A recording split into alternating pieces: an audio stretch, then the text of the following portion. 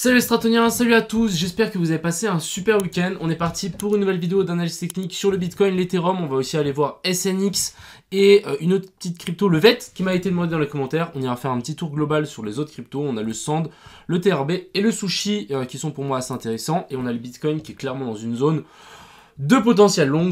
J'ai pas encore long, mais je pense qu'il y a quelque chose à faire sur la zone où on est actuellement. Donc c'est pour ça que je fais cette vidéo.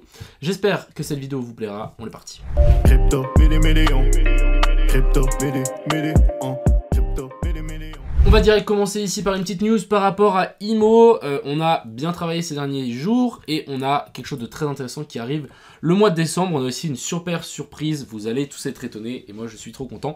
Donc ça c'est cool, sachez que IMO va reprendre vraiment du poil de la bête ce mois de décembre et début de l'année prochaine, voire toute l'année prochaine qui arrive.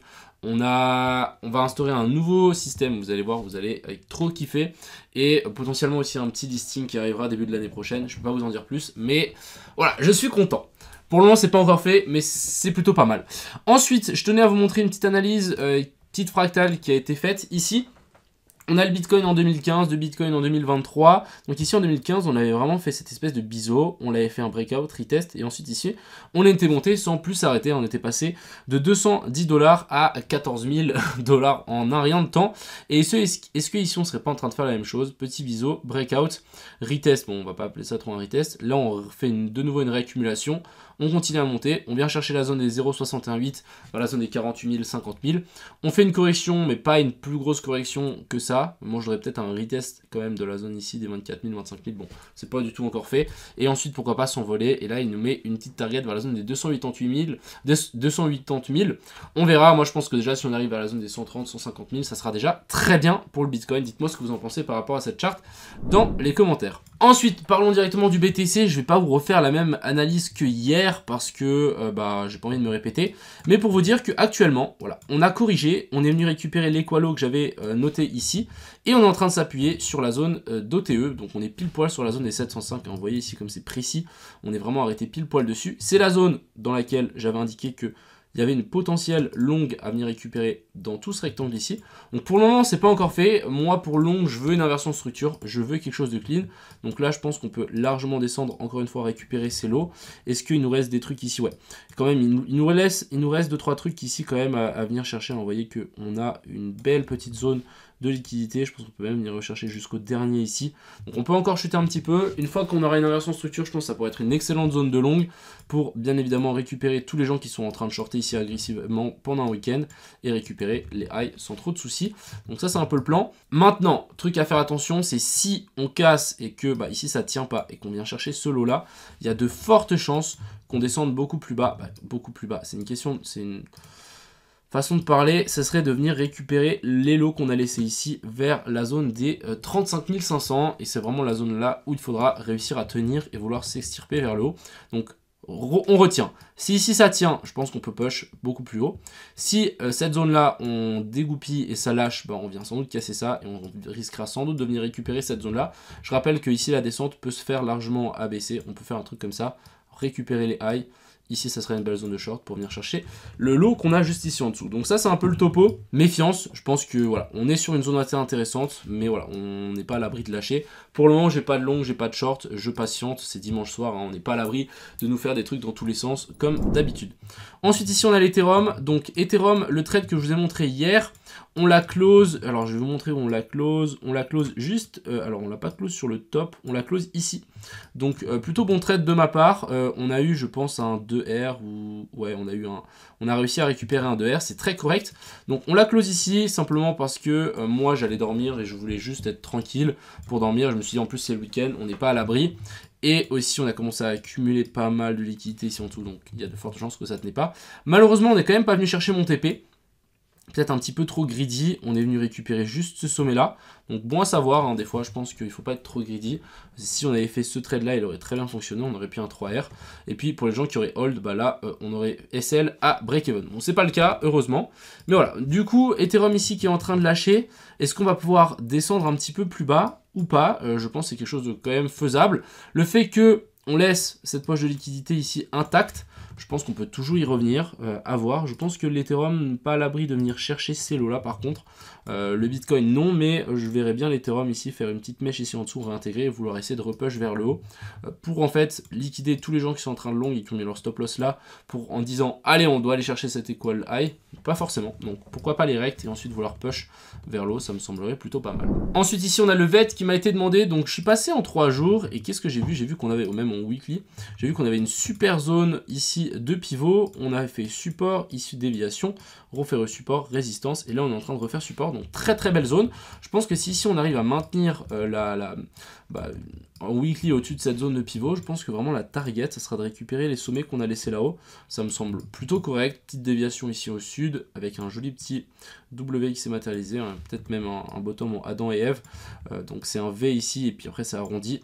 Petit retest, et là je pense que vraiment on va pouvoir s'envoler pour récupérer les liquidités qu'on a là-haut, donc VET plutôt bullish pour le coup.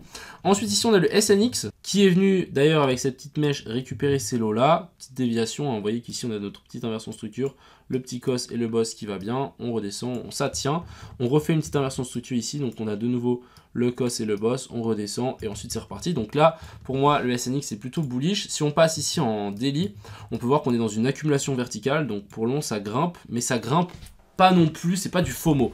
On monte gentiment et à chaque fois on corrige quand même ce mouvement là. Donc je pense que SNX ça peut être assez intéressant d'essayer de rentrer dedans, pourquoi pas mettre des alertes si on passe par exemple ici en dessous, pourquoi pas chercher cette zone de TE par rapport à cette dernière hausse et pourquoi pas essayer d'accumuler. Je pense qu'ici ça peut être assez intéressant même d'utiliser les moyennes mobiles parce que les moyennes mobiles ici elles doivent tous s'aligner ici en dessous et du coup dès qu'on vient les toucher ça pourrait être assez intéressant de simplement acheter, donc faire de l'accumulation, donc comme je dis l'accumulation verticale ou... Et ensuite on devrait s'envoler. Je pense que le SNX a quand même de beaux jours devant lui, hein, vu comme on a été plat. Et si là vraiment on est en train de s'extirper du range, voilà, on peut vraiment, je pense, vite s'envoler. Dites-vous qu'on est à 3,4 $, monter à 8 $, 10 $, ça me choquerait pas du tout. Ensuite ici on a le sushi, petit update par rapport à hier. Donc pour le moment la zone de supply ici tient toujours. Donc ici on a un joli petit order block, rien à dire. Il est vraiment en train de tenir. Il est vraiment en train de faire support de fou. On a fait un petit pump, mais bon, je suis pas fan parce que j'ai vraiment l'impression qu'ici on est vraiment correction en A, B et puis C et que ça c'était juste un exit pump pour récupérer les liquidités et que là on va s'enfoncer plus bas. Je pense qu'on va s'enfoncer plus bas et je rappelle encore une fois que notre objectif de si on s'enfonce un petit peu plus bas, ça serait de récupérer la petite ligne que je viens de mettre ici. Pourquoi? Simplement parce que c'est la zone de fair value gap en daily qui est toujours intacte. Donc je verrai bien un retour dans cette zone de fair value gap en daily en essayant de maintenir cette trendline et ensuite j'espère qu'on pourra continuer à s'envoler vers le haut. Ça c'est un petit peu l'objectif ici pour le sushi. Ensuite le TRB, je suis toujours dedans, on va patienter. Encore une fois j'avais dit hier, on n'est pas à l'abri de le voir descendre encore un petit peu plus bas, récupérer ce lot là, voire même récupérer du coup la petite bougie qu'on a laissée là. Pourquoi pas faire même un triple tap par rapport à cette ligne ici, venir récupérer tout ça et ensuite essayer de vouloir repush vers le haut. Je verrais bien un truc comme ça, bam, et ensuite on part assez fort et là on nous fait notre boss. Donc pour le moment je vais patienter cette position, c'est une petite position encore une fois comme je l'ai dit hier, donc on patiente. Je pense que c'est encore une très belle zone d'achat ici pour le TRB. Et on va finir ici par le sand, hein. Vous savez que je suis aussi en position sur le sand, donc plutôt assez intéressant. On a fait un super pump hier, je sais pas, on a pris 10-12% il me semble. On est venu nous faire ici donc notre petit boss, breakout de la structure ici baissière, donc là finalement on est officiellement haussier de nouveau sur le sand et ce qu'on est venu faire ici c'est très très intéressant. On est venu faire une magnifique réaction sur la zone de fair value gap qu'on avait laissé là en 4 heures. Vous voyez qu'on est venu la toucher et ensuite ça s'est vite envolé. Donc est-ce que ici ça pourrait pas être une belle zone d'achat? Je pense que oui. On a de nouveau ici un petit boss. Pourquoi pas même ici essayer de trouver un long du style avec un stop loss ici en dessous. Je pense pas qu'on reviendra chercher stop loss si vraiment on est haussier. Et puis là je pense qu'on va pouvoir vraiment tirer ça comme des malades mentaux. Voilà, jusqu'ici en haut.